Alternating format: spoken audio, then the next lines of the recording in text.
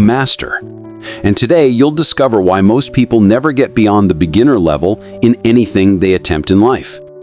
Have you ever noticed how some people master any subject they set their mind to? They learn an instrument in months. They master a new language in a year. They build businesses from scratch, while others spend forever trying to figure things out. And you know what many people think? Oh, these people are talented. This guy was born with a gift for this task. You've probably heard someone say this kind of thing. Many people use this excuse to stop trying. Some people think, I don't have the gift, so it's impossible for me to master this subject. And that's the biggest lie anyone can tell themselves.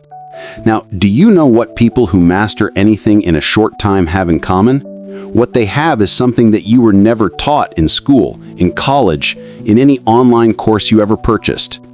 In feudal Japan, there was a system of apprenticeship so powerful that it transformed common peasants into lethal warriors, mediocre artisans into masters whose work lasted centuries. This system had nothing to do with intelligence or natural talent. It had everything to do with understanding the three invisible stages that separate the amateur from the master. They called this system Shuhari. And when you understand how it works, you stop being that person who starts 1,000 things and finishes none. You become someone who masters what they want, when they want. But it comes at a price. Learning this system will require you to accept something your ego will hate to hear. Before I show you this complete system, I invite you to subscribe to the channel, like it below, and tell me in the comments, what skill do you most want to master in your life? Guitar? Programming? A new language? Feel free to comment. I love reading and interacting with you in the comments. Now back to the video. Chapter 1. The Lost Apprentice. The story I'm about to tell you took place in feudal Japan. A young man named Yamato had a dream that consumed his every thought: to become a samurai. He wasn't born into a samurai family. He had no lineage, no name, nothing but an obsession that burned within him like fire. While other village boys accepted their fates as farmers and merchants, Yamato spent hours watching the samurai as they passed by on the road, the way they moved, the discipline in their gaze, the respect they commanded without saying a word. He wanted this more than he wanted to breathe. At 16, Yamato picked up a wooden sword and began training alone. He woke before sunrise and practiced the moves he'd seen the samurai perform: horizontal strikes, vertical strikes, thrusts, hours and hours every day. 6 months later, he hadn't improved at all. His movements felt off. His body wasn't responding the way he imagined. The sword felt too heavy, too clumsy. The more he practiced, the more frustrated he became. He tried to study strategy by reading ancient manuscripts about famous battles. He memorized the names of all the classical techniques. He learned about Bushido, the samurai code of honor. He had no shortage of knowledge. But when he picked up the sword, it was as if all that knowledge evaporated. A whole year passed. Yamato remained just a village boy with a wooden sword and an impossible dream, until the day everything changed. Chapter 2. The Meeting. One afternoon, Yamato was practicing near the forest when he heard a voice behind him. Your feet are wrong. Your posture is wrong. Your breathing is wrong. Everything you're doing is wrong. He turned and saw an older man, gray hair tied back, deep scars on his face, and 2 swords strapped to his waist. A true samurai. Yamato felt shame burn his face. I'm trying to learn on my own, sir. I have no master. The samurai walked around him, observing. How long have you been practicing? 1 year, sir. And did anything improve? Silence. The answer was obvious. The samurai took the wooden sword from Yamato's hand. You know what your problem is. You think you're training, but what you're doing is cementing mistakes. Every failed rep is teaching your body how to fail better. Those words cut deeper than any sword. Yamato had spent a whole year getting worse. Sir, Yamato spoke, his voice breaking. How do I do it right then? I've read every text I can find. I've studied the strategies. I've memorized the moves. That's exactly your problem, the samurai interrupted. You tried to build a castle from the roof up. You studied strategy before mastering posture. You tried to innovate before imitating. You skipped the only thing that matters, the path. The samurai looked Yamato straight in the eye. There is a path to mastery that has 3 stages. You must traverse each one. You cannot skip, you cannot rush. If you try, you will spend your entire life being mediocre in everything you touch. And which way is that? Yamato asked. Shuhari, the samurai replied. Shu, obey. Ha, break. Right, let go. 3 stages, 1 destination. True mastery. Yamato was impressed. Please, teach me. The samurai was silent for a long moment. Then he nodded. Tomorrow at dawn, and prepare yourself because the first stage will destroy everything you think you know about learning. Chapter 3. Shu, the death of the ego. Dawn arrived. Yamato was waiting when the samurai appeared in the clearing. Today begins Shu, the master said. At this stage, you don't think, you don't question, you don't improvise.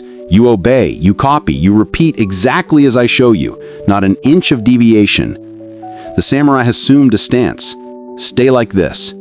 Yamato imitated. The master adjusted his foot 2 centimeters to the left. He moved his hip a degree. He raised his shoulder a fraction. Now breathe. 3 seconds in through your nose. 2 seconds holding it. 4 seconds out through your mouth. They stayed in that position for 10 minutes, just breathing. Yamato's legs burned. His mind screamed that this was a waste of time. Master! Yamato spoke, his voice breaking. When are we going to practice real punches? The samurai turned his head slowly. You think posture is boring? You think breathing is a waste of time? That's why you'll never be a samurai. A true warrior understands that mastery is built in millimeters, not kilometries. Yamato swallowed his words. Shu isn't about being interesting, the master continued. It's about obeying until your body understands what your mind can't yet. Every technique you'll learn in the years to come depends on this posture, this breathing, these fundamentals you think are boring. Weeks passed. Breathing, basic movements, repeated 1,000 times. No jewels, no advanced techniques, just the basics repeated, ad nauseum. Yamato's mind struggled with this every day. This is too slow. I could be learning real techniques. This is a waste of time. But something was changing. Something he couldn't see but could feel. His movements began to flow without conscious effort. The posture that had previously been painful now felt natural. The breathing he had to force now happened on its own. One day, 3 months later, the master demonstrated a basic horizontal strike. 1,000 times, he said, exactly as I did it. Not faster, not slower, not harder, identical. Yamato spent the entire week practicing that single strike. 1,000 repetitions a day. On the 4th day, something extraordinary happened. He was in the middle of strike number 400 when his body executed the movement perfectly, without any mental command, as if the sword knew the way on its own. Did you feel it? The master asked, watching from afar. Yamato nodded, speechless. This is Shu, when the technique enters the body so deeply that the mind no longer needs to be present. But most people never get here because they think repetition is for the weak. They think they are too smart to practice the basics 1,000 times. A neuroscientist at the University of Tokyo who has been studying motor learning for 18 years discovered something revolutionary. When you repeat a specific movement 300 to 500 times, neurons in the cerebellum begin to create an automated pattern. After 1,000 correct repetitions, the pattern becomes unconscious. The skill literally migrates from the conscious mind to the brain's automatic system. But if you change the movement before 300 repetitions, the pattern never forms. You remain forever in conscious mode, which is slow, tiring, and error-prone. Chapter 4. The Eternal Student Trap. 6 months of Shu passed. Yamato now mastered 12 basic techniques so thoroughly that he could perform them in his sleep. Literally.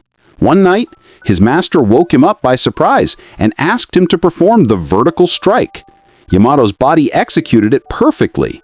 But Yamato began to notice something that bothered him. He saw other practitioners, some even with more training experience, who knew hundreds of techniques. They knew every kata. They could name every ancient master. But when he observed them in real combat, something was missing. They knew the movements, but the movements did not live in them. Master, Yamato asked one morning, why do some warriors know so many techniques but fight worse than I, who only know 12? The samurai smiled for the first time in months. Finally, you asked the right question. These warriors live in what I call the eternal student hell. They collect techniques like children collect toys. They learn something new before mastering the last. They read about 1,000 strategies but never internalize any single one. They confuse knowledge with mastery. But knowledge is just having the map. Mastery is having walked the territory so many times that you no longer need the map. The master walked to a tree. Shu gave you the foundations. You obeyed blindly. You didn't question. You didn't improvise. You just repeated until the techniques became part of you. And now, he paused, now